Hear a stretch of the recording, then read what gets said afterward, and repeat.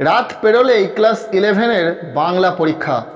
দ্বিতীয় সেমিস্টারের বাংলা পরীক্ষার জন্য কোন প্রশ্নগুলো গুরুত্বপূর্ণ, কোন প্রশ্নগুলি পড়লে পরীক্ষার আগে কমন পেতে পারো পরীক্ষাতে, সেই গুরুত্বপূর্ণ প্রশ্নগুলি রয়েছে বোর্ডের তৈরি এই নমুনা প্রশ্নপত্রে।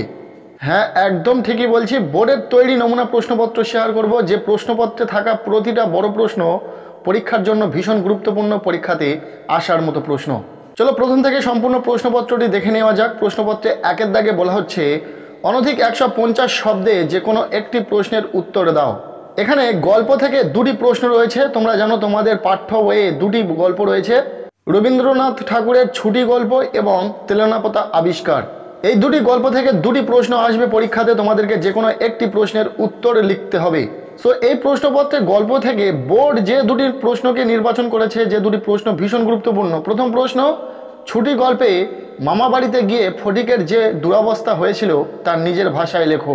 খুবই গুরুত্বপূর্ণ একটি প্রশ্ন, খুব ভালো করে পড়বেই। এরপর দ্বিতীয় প্রশ্ন, প্রেমেন্দ্র মিত্রের তেলেনাপোতা আবিষ্কার গল্পটি আসলে আত্ম আবিষ্কারের গল্প, বিষয়বস্তুর নিরিখে বক্তব্যটি ব্যাখ্যা করো।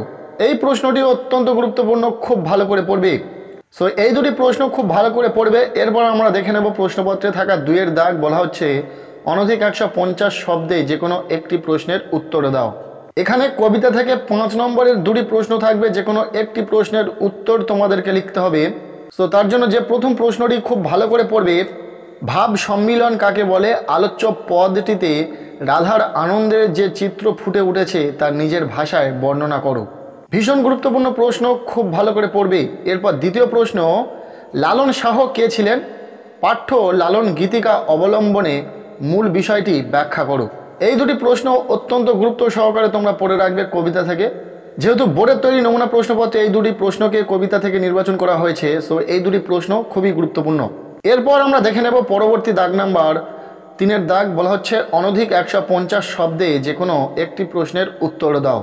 এখানে নাটক থেকে 5 নম্বরের দুটি প্রশ্ন রয়েছে, যে কোনো একটি প্রশ্নের উত্তর লিখতে হবে। তোমরা জানো তোমাদের পাঠ্য বইয়ে একটি মাত্র নাট্যাংশ রয়েছে, নাটকের নাম আগুন। এই আগুন নাটক থেকে কোন প্রশ্নগুলো গুরুত্বপূর্ণ দেখে নাও। প্রথম প্রশ্ন, আগুন নাটকের নামকরণের সার্থকতা বিচার করো। ভীষণ গুরুত্বপূর্ণ একটি প্রশ্ন, খুব ভালো করে পড়বে। এরপর দ্বিতীয় প্রশ্ন, আগুন নাটকের চতুর্থ দৃশ্যে হরে কৃষ্ণ ও মনোরমার সংলাপের মধ্য দিয়ে যে ছবিটি ফুটে উঠেছে তার নিজের ভাষায় লেখো। এই প্রশ্নটিও অত্যন্ত গুরুত্বপূর্ণ, খুব ভালো করে পড়বে। নাটক থেকে এই দুটি প্রশ্ন খুব ভালো করে পড়ো, আশা রাখবো একটি প্রশ্ন পরীক্ষাতে কমন পাবে। নেক্সট প্রশ্নপত্রের 4-এর দাগ। বলা হচ্ছে অনধিক 150 শব্দে যে কোনো দুটি প্রশ্নের উত্তর দাও। এখানে পূর্ণাঙ্গ সহায়ক গ্রন্থ অর্থাৎ পঞ্চতন্ত্র থেকে পরীক্ষাতে 4টি প্রশ্ন থাকবে, তোমাদেরকে দুটি প্রশ্নের উত্তর লিখতে হবে। প্রতিটি প্রশ্নের মান 5 করে, টোটাল 10 নম্বর রয়েছে। সো এখানে যে প্রশ্নগুলো রয়েছে, প্রথম প্রশ্ন, 25শে বৈশাখ প্রবন্ধে সৈয়দ মুস্তফা আলী গান ছাড়া রবীন্দ্রনাথের অন্য কোন কোন গুণের উল্লেখ করেছেন, তার কাছে কবির গান অসম্পূর্ণ রূপে প্রতিভাত হয় না কেন। অত্যন্ত গুরুত্ব সহকারে এই প্রশ্নটি পড়বে। এরপর দ্বিতীয় প্রশ্ন, আজব শহর কলকাতা ফরাসি বইয়ের দোকান দেখে লেখকের মনে কিরূপ ভাবের উদয় হয়েছিল, দোকানের ভিতর ঢুকে লেখক কিরূপ অভিজ্ঞতা সঞ্চয় করলেন। এই প্রশ্নটি অত্যন্ত গুরুত্বপূর্ণ, খুব ভালো করে পড়বে। নেক্সট 3 নম্বর প্রশ্ন, মার্ক টুয়েনের লাইব্রেরির বিশেষত্ব কী ছিল, আন্দ্রে জিদে কিভাবে তার লেখক বন্ধুদের শিক্ষা দিয়েছিলেন।